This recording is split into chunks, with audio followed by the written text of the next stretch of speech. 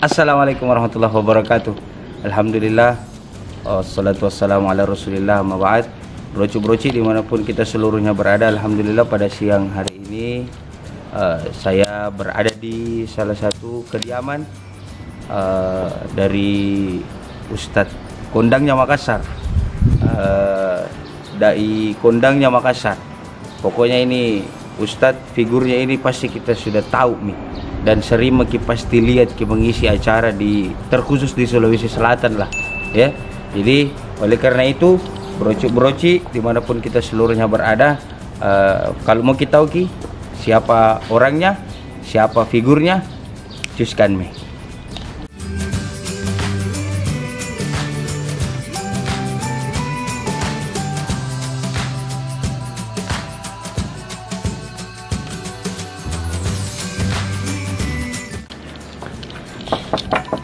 Assalamualaikum.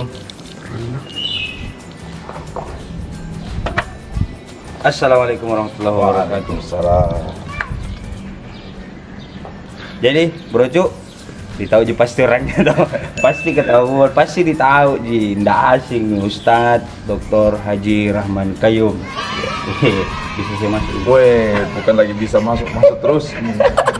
Ayo brocu, kita lihat-lihat isi rumahnya beliau. Luar biasa rumah tadi. Oh, dulu Arab silakan. Iya. Oh, ada dulu Arab. Ya. Ala Arab. Tapi sebelum dulu Ustaz, mau keliling-keliling bisa. Siapa tahu ke belakang bisa. Siapa tahu bisa menginspirasi dai-dai muda. Amin. Teruslah berdakwah. Nah, seperti Pak Dokter ini berdakwah sudah lama, inilah hasilnya. Iya.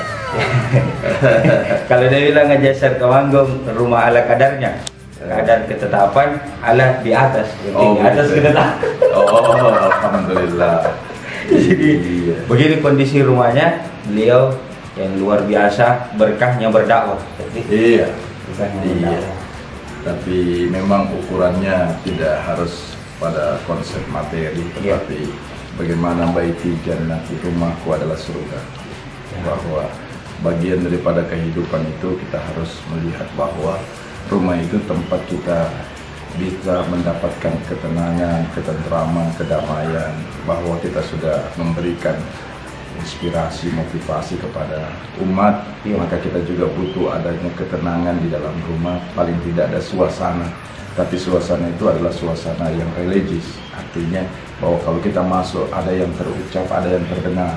Karena banyak rumah yang terucap itu dan yang terdengar bukan suara Quran, paling tidak ada suara-suara itu muncul, karena itulah yang mensuasanakan kita dalam suasana religius, suasana keagamaan. Suasana keagamaan. Iya, ini yang penting bagi kita.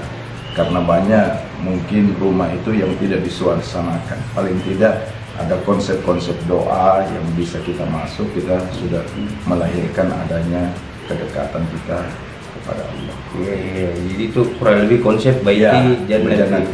Iya. Pantas ada. Iya, makanya ada Allah Muhammad. Jadi begitu kita masuk, Allah Muhammad itu bukan sebagai variasi ataupun sebagai sesuatu yang ada dalam rumah itu sebagai identitas keislaman seseorang. Tetapi begitu kita masuk, langsung paling tidak terlintas dalam pikirannya dia membaca Allah dan Muhammad. Iya. Makanya kita kasih dia simbol sebagai sesuatu yang langsung terpampang dan terlihat gitu. Iya betul. Iya. Jadi begitu orang buka pintu Allah Muhammad. Kalau dia sudah bisa menyebut kata Allah dalam kontroversi ritual, insya Allah mudah-mudahan dia akan memberikan gambaran secara zikir alamiah. Berarti secara tidak langsung kita mengajarkan kepada orang begitu buka pintu rumah itu langsung salam lihat itu Allah Muhammad ya. Setidaknya dia bisa mengucapkan dulu. Ya, mengucapkan paling tidak terlintas dalam hatinya Allah. Ya. Terus kalau itu sana gambar-gambar. Oh, ini para habaib ini. Jadi memang saya alumnus di pesantren para habaib. Iya, ini yang paling pertama ini Habib Idrus bin Salim Al-Jufri. Ini dari Yaman, Tarim, yang sekarang juga ini para habaib semua. Memang konsep di sini kita akan konsep Jazirah Arab atau padang pasir, karena memang rumah itu bagi seorang alim dan ulama tidak boleh ada di kursi, dia ada di bawah. Di bawah. Iya, makanya kita buat sedemikian rupa, mungkin tidak semua pada umumnya kursi seperti ini, sehingga kita lebih mudah dan lebih komunikatif, dan yang luar biasa itu lebih kekeluargaan dan silaturahmi. Kalau duduk masuleka, betul. Jadi kalau kita duduk masuleka seperti ini, gambarannya lebih enak, Ustaz. Iya. Jadi kita duduk begini lebih terasa keakraban. Ya, itu terasa keakraban, dan yang apalagi memang suasana begini memang kita butuh, bahwa sekarang ini paling tidak kalau kita tidak pernah ke sana, ada suasana yang kita rasakan di sana. Ya, itu yang harus kita ciptakan seperti itu. Di Arab ini seperti iya, di Arab itu bahkan saya masuk ke rumahnya Habib Rizik di Mekah. Ya, begitu juga. Iya. Jadi itulah gambaran bahwa paling tidak kita mengikuti juga sunnah-sunnah Rasulullah, tetapi melalui mengikuti para habaib dan ulama-ulama kita. Iya.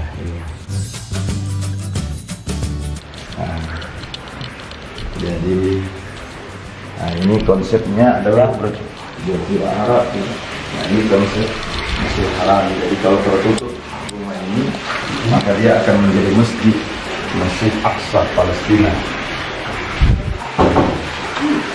Jadi konsep ini biasanya orang melihat bahwa kayak bar, tapi saya memang suasanakan seperti ini untuk orang lebih nyaman dalam kenyamanan internal kekeluargaan. Itu ada masih kontrol agama, kita masih bisa lihat bahwa 3 masjid inilah yang kita jadikan sebagai tujuan ibadah kita.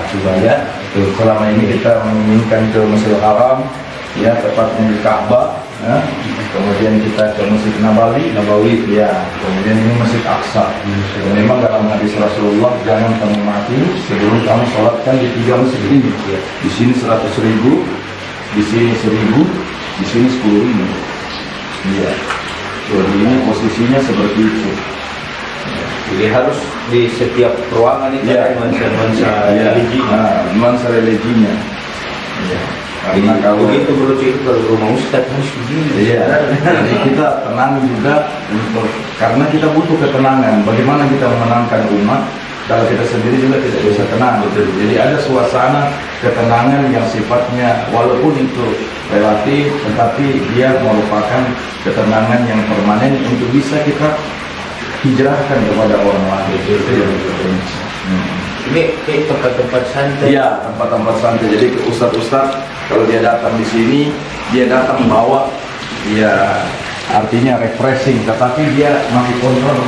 Refreshing spiritual, refreshing rohanian. Jadi kita kan butuh suasana sebenarnya. Kalau ada suasana yang seperti ini, ya kita juga mengikuti beberapa ulama itu menganjurkan kita pelihara ikan, karena ikan itu menurut Imam Al-Ghazali kalau dia mendengar orang bacaan Al-Quran, dia juga bertasbih, dia juga berzikir, ya.